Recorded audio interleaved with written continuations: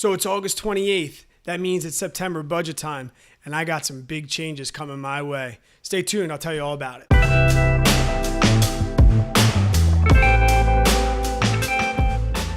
Hey guys, welcome back to my channel where I talk about financial freedom, my path through the baby steps, and everything I'm doing to get to that final goal. My name's Brad, and today I'm going to talk to you about my September budget using EveryDollar. Budgeting was one of the things that really changed my debt-free journey.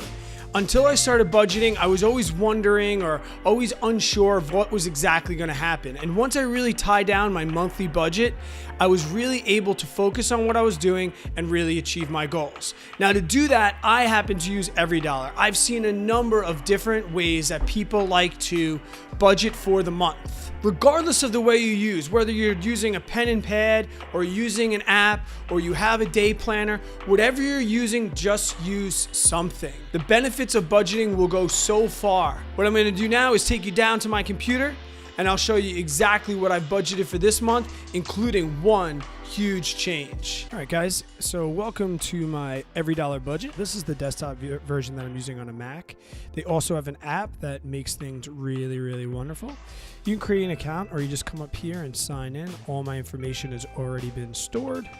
So if you're new to EveryDollar, this is exactly what's going to happen when you come in. It keeps your budget from last month and really allows you at the end of every month, it'll allow you to take this month's budget and then bring it on to next month. This is the free version, so you can see up here they want me to upgrade. You can try a free trial if you want. That's really entirely up to you. I tried the premium version for a little bit, which allows the bank to send your transactions right into here, but I found that going back and actually looking at it and inputting it myself was better for me. So really, that depends on what's for you. So if you click here, I've already set up my August budget. At the top, you will see that people organize this a number of different ways. When you first come in, they will show you a way that they have it set up with their giving and their debts and things like that. Over time, I've created this to what works best for me, and I'll explain why I've done that. First, I'll start with my income. Me and my wife, we have pretty regular incomes, but we're about to go back to school, so I'm not sure exactly how much we're going to get paid. But we pretty much put all of those things in here. I think we'll pretty much bring in about $2,000 a paycheck. I'll be able to come back in here and really fine tune that once I figure out exactly what my paychecks are going to be this school year.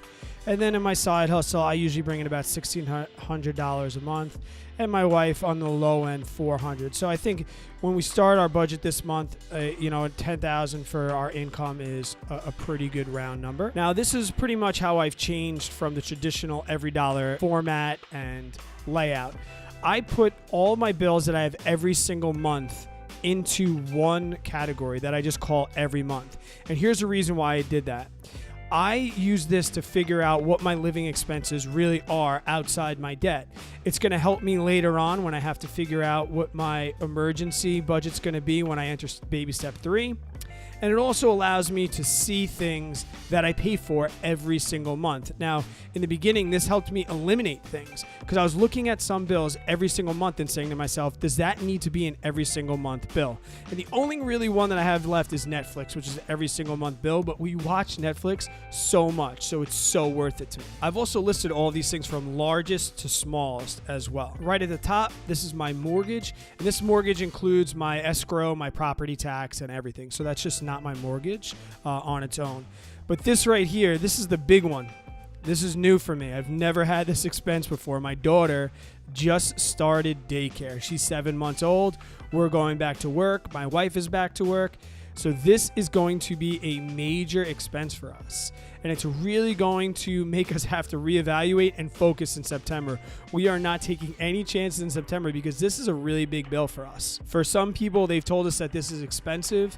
We got a really, really nice daycare for our daughter, but at the end of the day, if I'm not willing to get the very best for my child, then I don't even know what I'm doing here. So this was really not a factor as far as what the cost was going to be because I knew that it was for my daughter and I knew that the place was great. This is insurance for my wife and me and also for our house. So this is our cars and also for our house.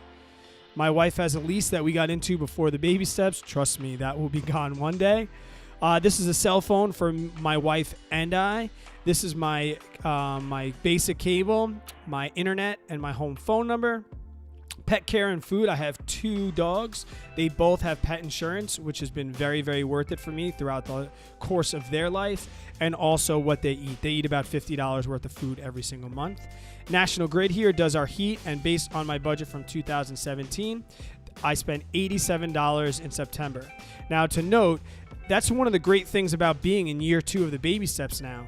I can go back and look at things that I budgeted and look at how I spent money and look at how much money I earned in previous years past. So now that I've just entered the second year of baby step 2, I was able to go back and say, how much money did I spend on heat last year? I spent $87, so that's a good place to start.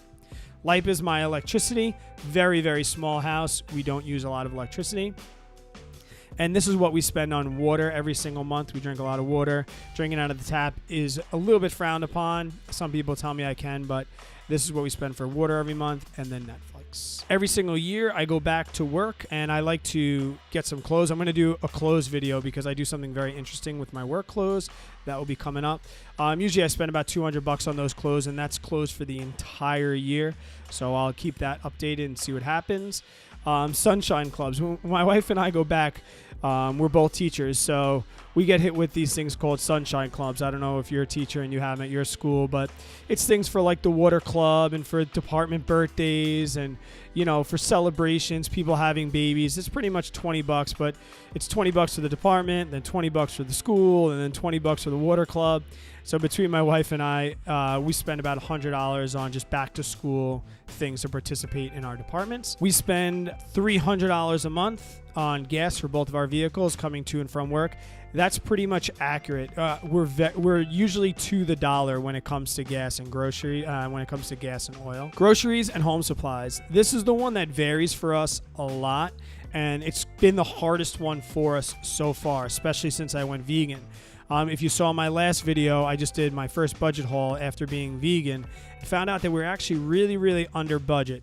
So to give you an idea of how this breaks down groceries and home supplies, usually our groceries are about $100 to $110 per week, and you know that brings us a little over $400 and change. And then house supplies are things like cleaning supplies, things like baby wipes, things like soap, things like toothpaste, things like that just come up on a regular basis that we can't put an exact name on that, but just living in the house, toilet paper, paper towels, things like that.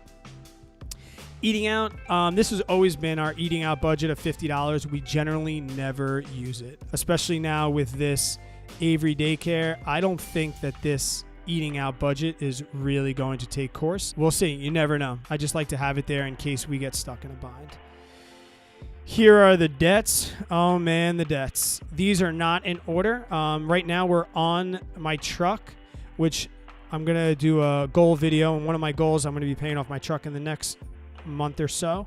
So this is where our current snowball is. It's on my Toyota. There's about $5,000 left on that. And then next on the baby step will be Tara's SoFi. That's her graduate student loans, and then my graduate student loans. So these are all of our debts, not including our mortgage right now. And then our sinking funds. We are saving $50 a month for Christmas, which will give us $200. I'm going to do a Christmas video on why I budget $50 and why I think $200 is okay for me for Christmas.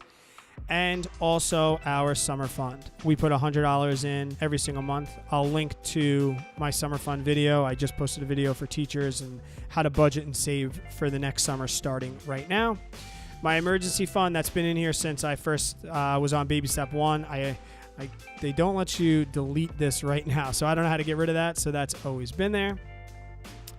And my wife and I currently do not tithe, so we don't have any giving right now. But we are fundraisers. So our giving is we're running the New York City Marathon this year, and we're each raising $3,000 for the American Liver Foundation. So that's part of our giving right now.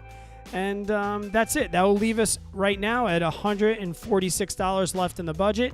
And whatever this number is, after I know exactly what I'm going to get paid, that's going right onto my dad's snowball. So I hope this helped you set it up, or hope you use it, or hope you get back on it, something. Just keep budgeting. There's some really, really awesome tools, guys. If you've never used EveryDollar, they come through. They also tell you about all the baby steps on here and everything else. So please, really consider EveryDollar if you want a nice free budgeting app. See you next month.